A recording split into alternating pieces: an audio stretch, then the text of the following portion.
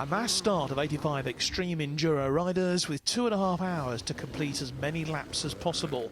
Among them Stuart Mack, now in his third season competing in the expert class and already with 2 podiums in this shortened British Championship season.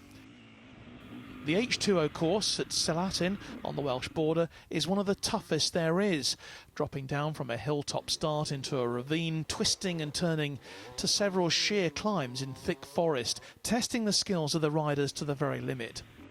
The sport comprises every skill required in motorcycle sport and above all a huge level of stamina and fitness. My third year doing H2O is a very tough and relentless track. Like in the woods, as you can see, there's nothing but rocks and roots everywhere, so you're just battling that all day.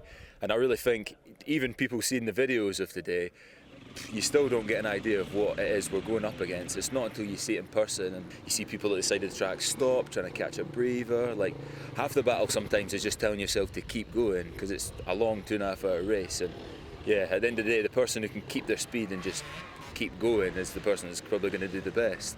Stuart's here with his mum Margaret and dad Sandy, who runs the Army Trials team. He says starting in that form of the sport has set Stuart up for success.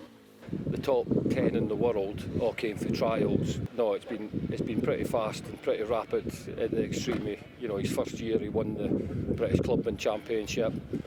This year, you know, he's sitting second in the championship. Gone into the final race today, so everything's crossed, but it's racing and anything can happen. 2 other servicemen are here today, fellow Army reservist Steve Hanna riding in the Vets class and Sergeant Stuart Bell from the RAF in the Sportsman class. The top 10 places here will be contested by professional riders, with former world champion Graham Jarvis leading the way. Stuart Mack's rival for the British Expert Championship, Ben Wibberley, gets off to a good start, as does Lee Sampson, the eventual winner here. Stuart needs a substantial lead over Wibberley to stand any chance of winning the title. But with all 3 riding consistently well, the gap will be too big to make up. By the end of the 2.5 hours, they've completed 11 laps of the 8-mile route. Stuart finishes third on the day, just behind both Sampson and Wibberley, but good enough to be runner-up in the championship.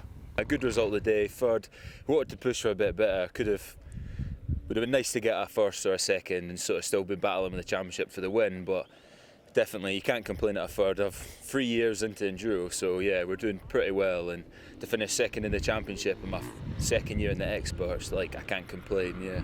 This may be the end of the British Championship, but it's not the end of the season. For Stuart, in a fortnight, he's off to compete in Europe, which promises to be just as tough. John Nyson, Forces News, Selatin.